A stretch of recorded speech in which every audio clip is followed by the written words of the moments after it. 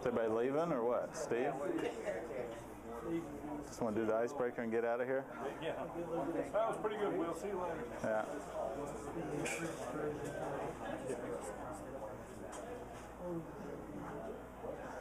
What I wanted to talk about tonight, we're talking about our identity in Christ. Sorry. And what I wanted to start out with, I wanted to tell you guys about a day in my life. This was a day about 5 years ago, and started out pretty much like every other day. I woke up in the morning. However, first thing I noticed when I woke up in the morning was I had a pretty significant headache. The other thing I noticed was that I was cold. And as I was starting to come out of sleep and I realized I was cold, it was because I was lying on a cement floor. And as I opened up my eyes and really started to look around, I realized that all around me was dried blood. It was my blood. And so I'm laying on this floor, surrounded by dried blood. As I start to look around, I start to realize where I'm at. And I was in a jail cell. And as I laid there, I started to kind of put the pieces of the night before that back together for me again. You know, I could start to kind of vaguely remember the amount of alcohol that I drank. I started to vaguely remember the amount of pills that I took. I could vaguely remember some police lights around me, airbags going off, which is where the blood came from. And I can remember laying there on that floor that morning, on that jail cell, looking around. And it was just quiet. I hadn't seen anybody or talked to anybody yet. And you have the first thoughts of, you know, what's my family going to think? What's my wife going to think? I wasn't a Christ follower at the time. But as I laid there, I would have what I would describe was an identity crisis. What I meant by that was I was 31 years old, and the image that I had worked so hard to create for myself up to that point in my life, I realized wasn't real. I was at a point in my life where probably my business was the most successful it had ever been. I had more money really than I knew how to spend. I had a beautiful wife, beautiful home, cars, all the things that I thought would be the image that would make me happy, would be the image that I would want. But I realized in that moment that that wasn't the case. And if I took it a step further, I realized that the image that I had in my mind that I wanted to have for the future, that wasn't going to work anymore. And I can remember laying there on that cement floor in that jail cell that morning thinking, I really don't care if they come and open this door, because I feel completely helpless, I feel completely hopeless, and even if they open that door, there's really nothing left for me on the outside of that door anymore. There's nothing left for me outside that world. I kind of felt like I'd tried it all, and there was nothing there. So for me at 31 years old, I think I had a significant identity crisis. But the question is, how did I get to that point?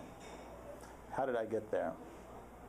And I think as Christ followers, we struggle with this idea of where do we establish our identity? Do we find our identity in the world, or do we find our identity in God? Up to that point in my life, I had found my identity exclusively in the world.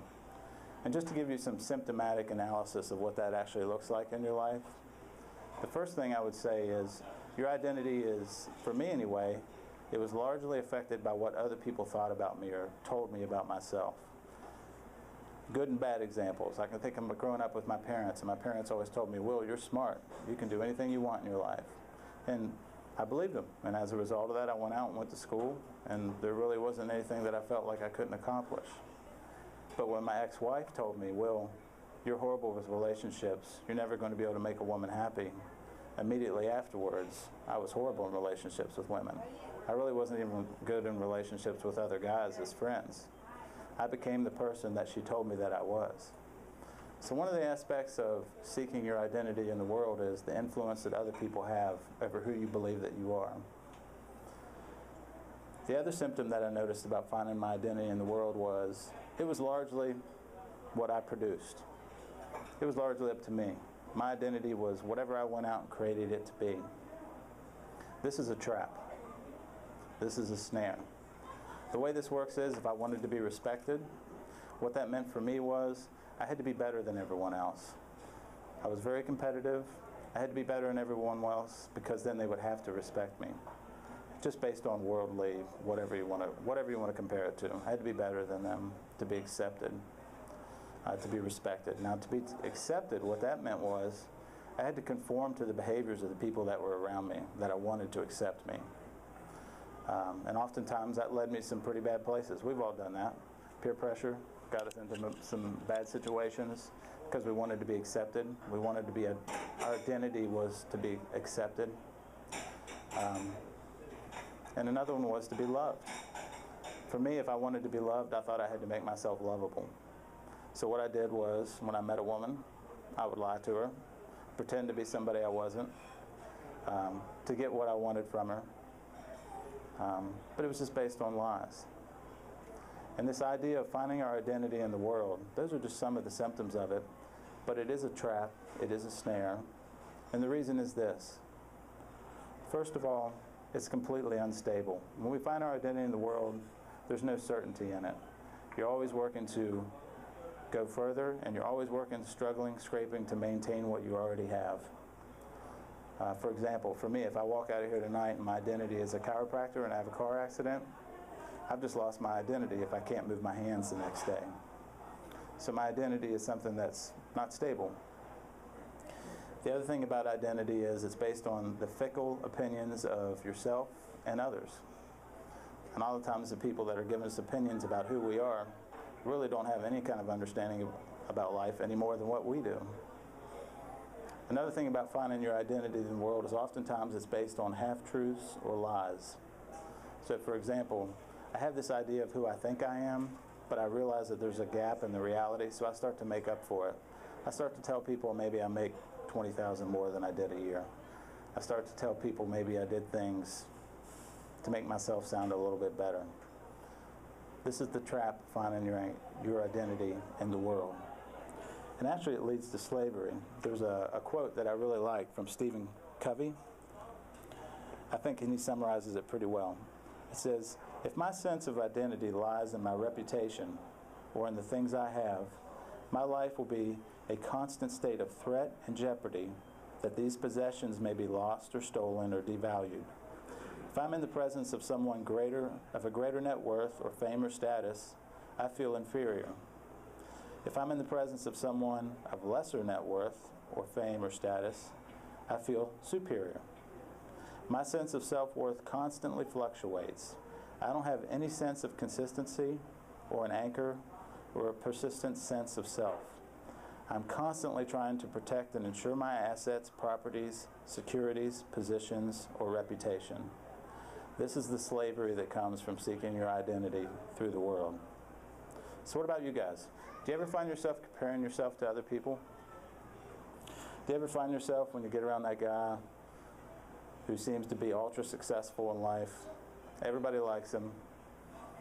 He's got lots of money, he's got lots of toys. Women seem to flock to him. He just seems to be good at everything, and you walk away and you feel a little bit inferior. Or what about when you're sitting at these tables with other guys, or you're getting into a relationship with another guy in this room, and you notice this guy just has awesome prayers. He just prays these poetic, beautiful prayers that I'll never be able to pray like that. Or this guy just seems to have a telephone conversation with God for 3 hours every day where he talks directly to him and walks away and says, "This is what God told me today." And he never seems to have any problem in his walk with Jesus. And you walk away and you wonder, will I ever have a relationship with God like that? Or maybe the flip side of that. Maybe you see guys that are struggling in life. Maybe they're going through bankruptcy or struggling with some sort of an addiction.